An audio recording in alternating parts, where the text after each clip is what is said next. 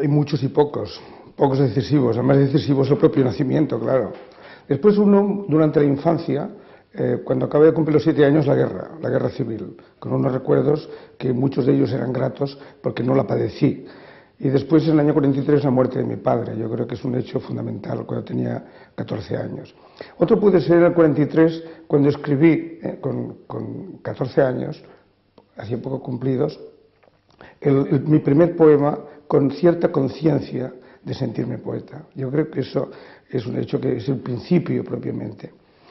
Después hay otro que puede parecer extraño, pero es que en el 47 empecé a hacer atletismo y aquello me producía una gran emoción estética, subir por las chozas de Montjuic y llegar al estadio y estar solo en el estadio a las 7 de la mañana. Aquello conservo un recuerdo de una gran serenidad y de un gozo que además era estético también.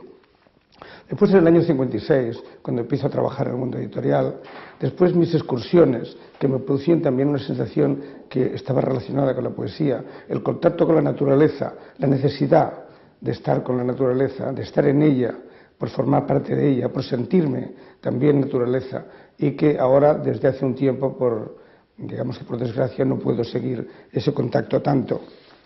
Después, la relación con el arte, el que escriba sobre arte, al que he dedicado siempre mucha atención, puesto que yo no veo que haya un divorcio entre la poesía y el arte, porque todo forma parte de lo mismo. Y el hecho de estudiar el arte, yo creo que a mí mismo me sirve para mi poesía.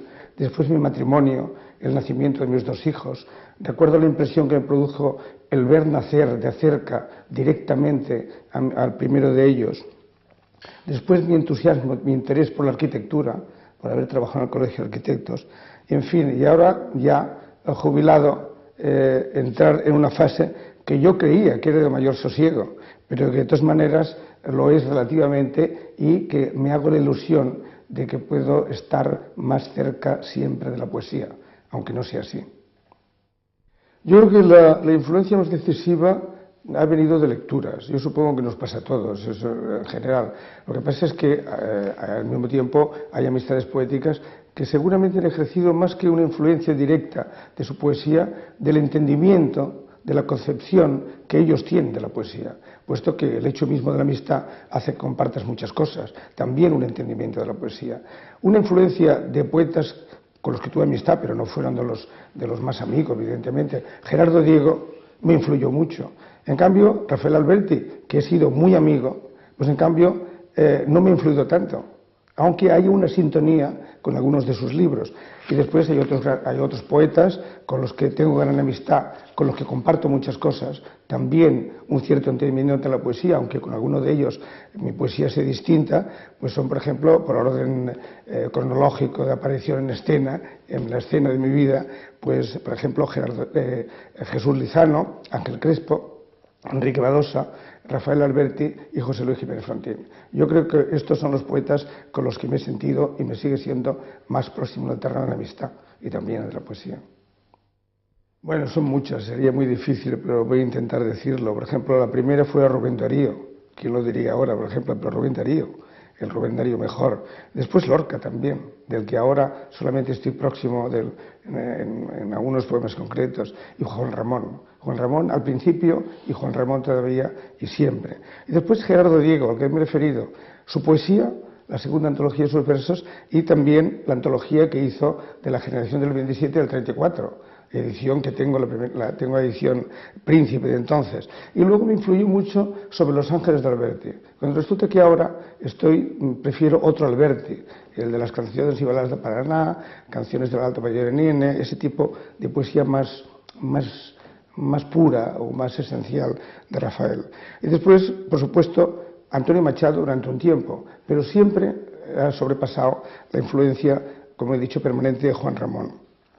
Y luego de los extranjeros, el descubrimiento de Tierra Baldía de Eliot. Y después hay una cierta progresión, porque luego paso a los 4 cuartetos de Eliot, que son los que me siguen impresionando más. Y los franceses, mucho los franceses. Los franceses, los ingleses. Los franceses, Verlaine, Gerard de Nerval, Mallarmé, alguna parte de Paul Valéry.